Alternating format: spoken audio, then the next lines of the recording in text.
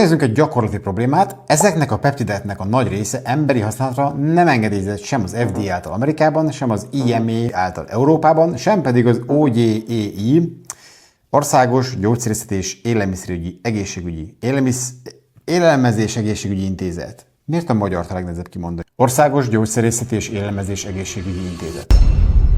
Függetlenül attól, hogy mit gondolsz ezekről az intézkedésekről, ez felvet egy praktikus problémát. Ha nincsenek jóváhagyva, akkor nem ellenőrzik a gyártás folyamatát, és nincsenek minőségi kritériumok a végtermékről. Annak hatóanyagtartalmáról, annak gyártási körülményeiről, a végterméket nem teszteli senki. Más szóval, amiket ezekben a shady webshopokban meg tudsz vásárolni termékek, fogalmat sincs, hogy mit kapsz a pénzedért. Lehet, hogy nem tudom, szentelt vizet küldenek neked fiolában. És még csak reklamálni sem tudsz sehol, hát ha csak nem a főnöknél.